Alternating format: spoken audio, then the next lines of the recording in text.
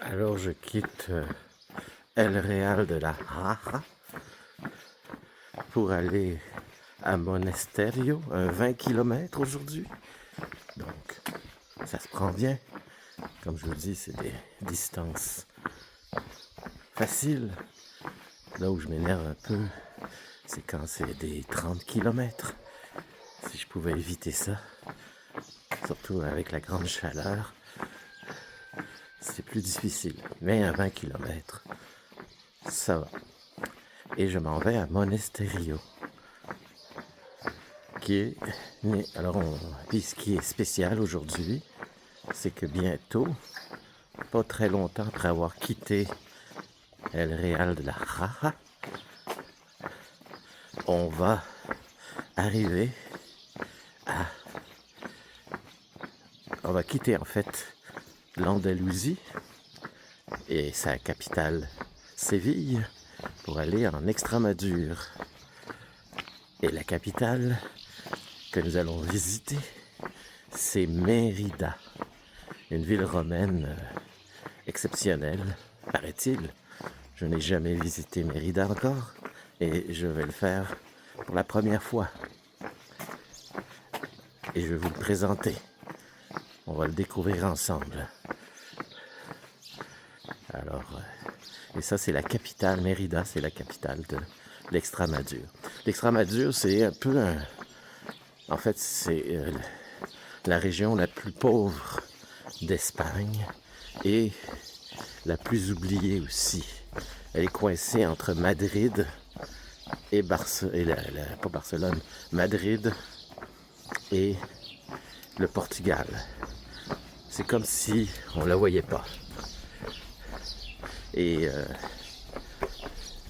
elle recèle beaucoup de secrets, en tout cas, de mystères, avec ces villes romaines que l'on va voir. Alors là, c'est l'heure du café. Alors je vais aller au café bar qui est juste là. Ça s'appelle le El Chatti. Un bon café comme leche. Il n'y a rien qui vaut ça.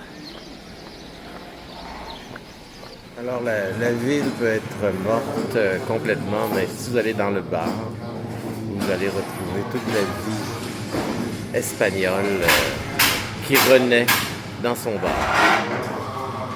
Et rien ne vaut un bon café. Regardez la météo qui annonçait de la pluie pas très loin d'ici. Enfin, je veux dire dans les régions limitrophes où je suis. Je ne sais pas si je vais avoir de la pluie. Et c'est peut-être la première fois que je vais me dire vive la pluie, parce que quand il fait chaud, il fait chaud. Et quand il pleut, ben, ça rafraîchit. Alors peut-être pluie, peut-être pas, mais c'est pas grave parce que dans ce cas-là, la chaleur sera absente. Alors le café est encore moins cher que la dernière fois. 1,20 €. 1,20 €. Je ne sais pas si je veux baisser encore dans les prix, mais c'est pas cher. Parce que on est dans une région, comme je vous disais, on rentre dans l'Extremadure. Et l'Extremadure, ben c'est la région la plus pauvre d'Espagne. Alors, ça va, les prix des denrées et des cafés sont en fonction des salaires des gens ici. Il ne doit pas être dans les plus énormes. Je regarde ici, regardez, plein d'hirondelles. Ben, je sais pas, c'est des hirondelles.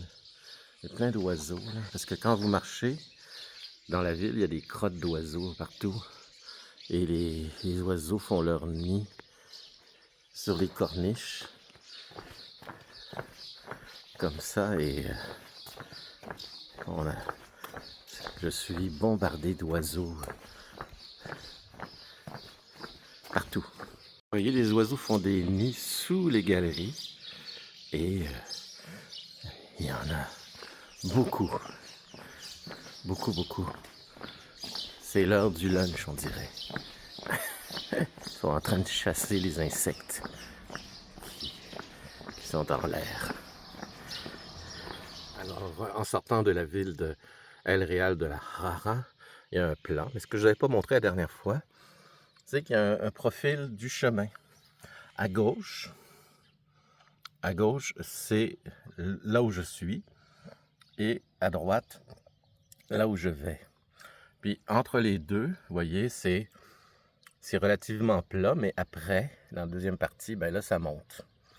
Mais ça devrait aller. Alors, je croyais que c'était 20 km, mais c'est 18 km et demi. Je gagne 1 km et demi, ce qui se prend bien. Alors, c'est parti. Je quitte là où j'étais, El Real de la Jaja, pour m'en aller dans la montagne, encore une fois.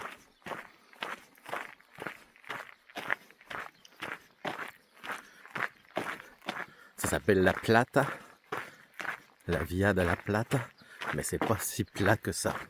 Heureusement, parce que si c'était plat, on se croirait, ça finirait par être monotone.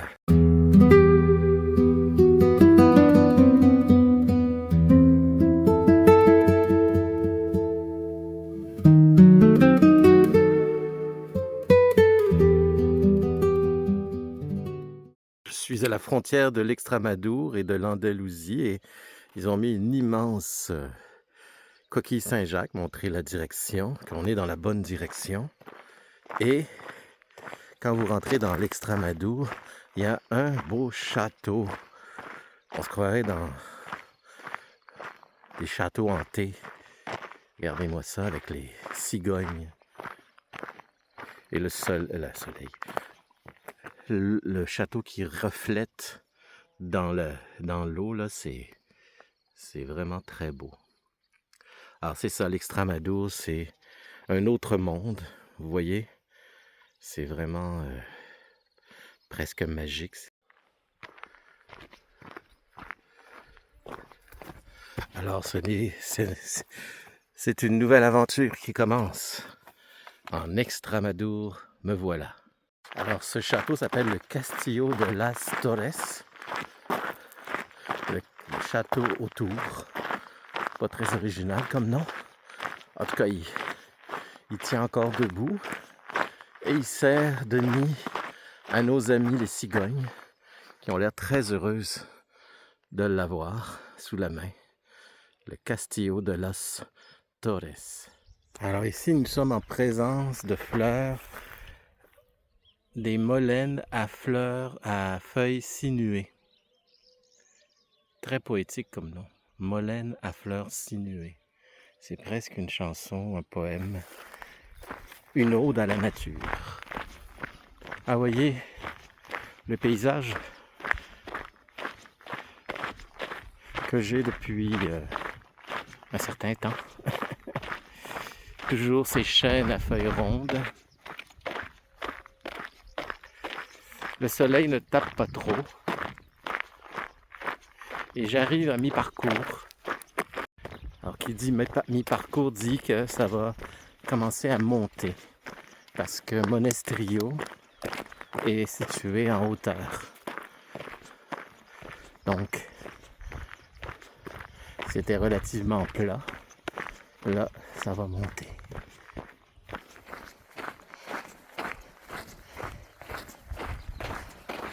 Depuis que je suis depuis le début sur le Camino, la Via de la Plata, j'ai vu marquer ça, Coto Privado de Casa.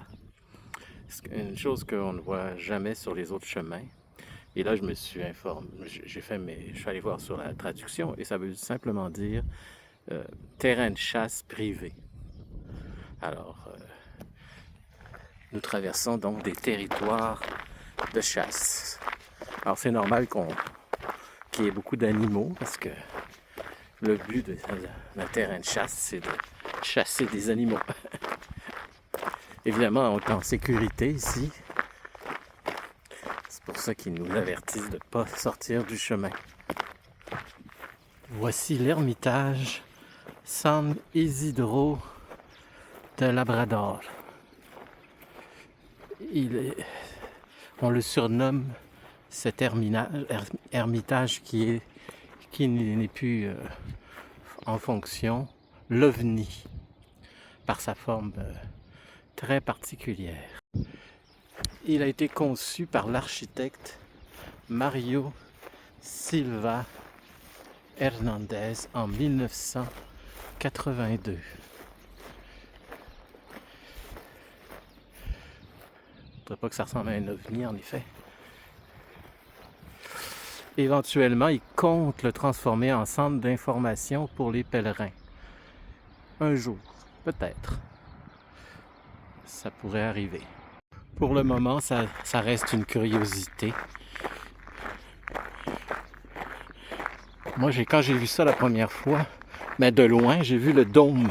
Ah, j'ai dit, c'est une mosquée. Mais évidemment, une mosquée ne ressemblera... Ça ressemble à une mosquée par son dôme, mais c'est tout. Le reste, ça ressemble à rien. Dans le sens, l'architecte, je ne sais pas sur quoi il s'est basé pour faire son ovni, comme on dit. C'est très spécial.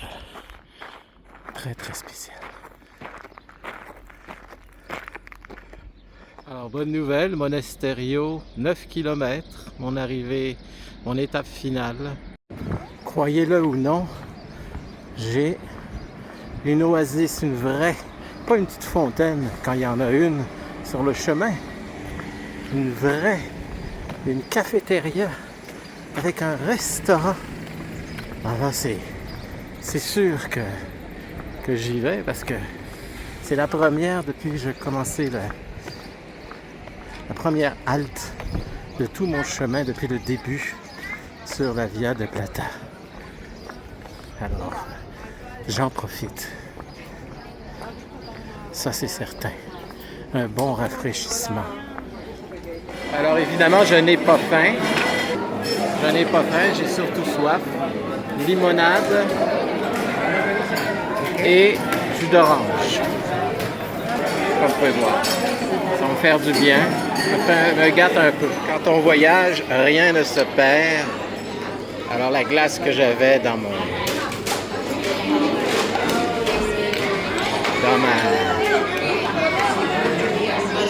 verre est récupéré. Oups. Gracias. Et voilà, j'ai récupéré ma glace. Alors, je moule ma serviette et vous voulez savoir combien de temps ça peut durer? Près de 2 heures, ça reste frais. C'est assez fantastique. Je me mets ça autour du cou et ça me garde frais très longtemps, 2 heures. Voici un autre ermitage, mais beaucoup plus classique. C'est l'ermitage des Cisdro. Cisdro, c'est ça qui est marqué. Évidemment. C'est un petit peu à l'abandon.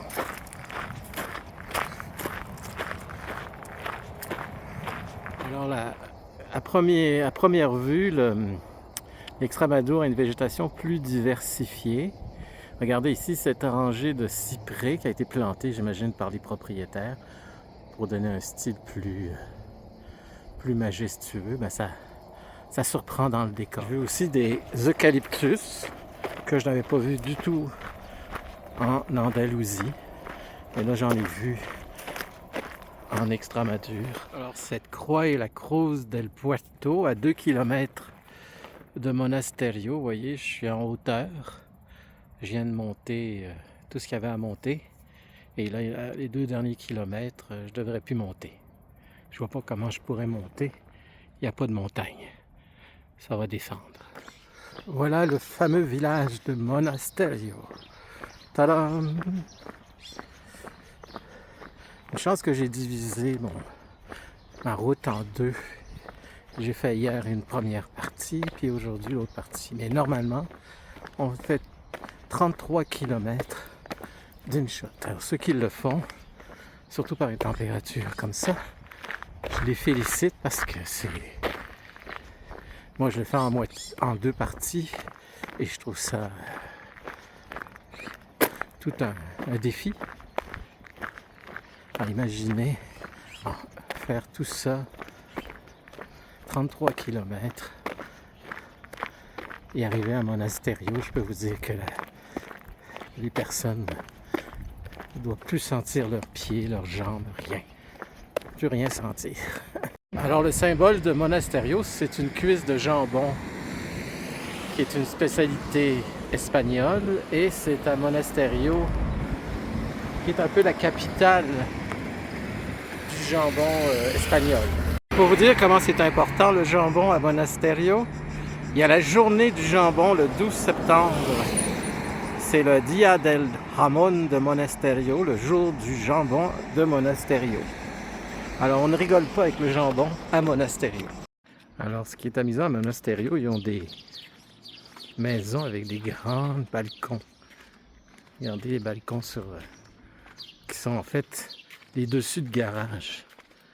Vous voyez? Au Québec, on a les abris Tempo. Ici, les autres, ils ont les balcons Tempo. Ben, c'est normal, hein?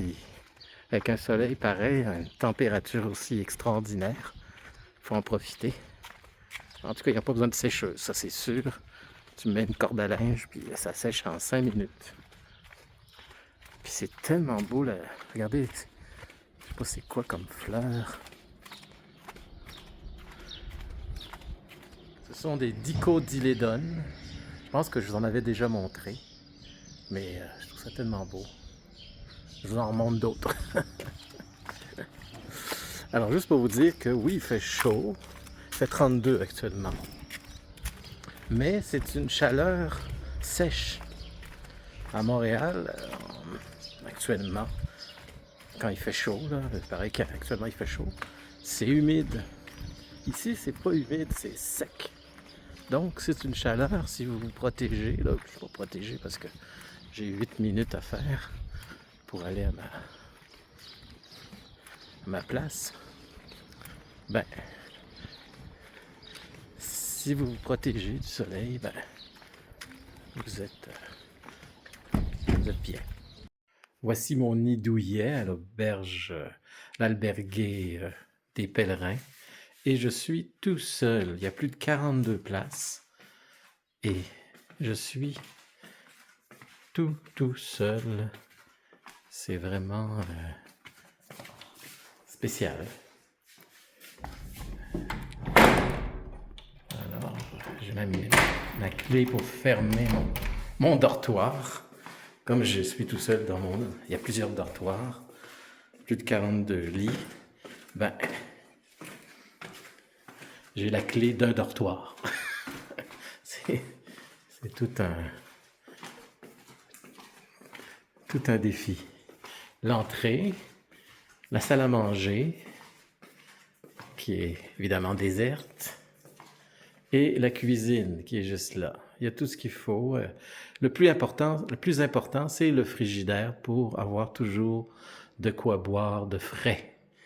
Boire beaucoup d'eau. Alors là, je m'en vais manger et on se revoit demain pour la continuité. Et on se reparle demain donc pour la prochaine aventure. À bientôt!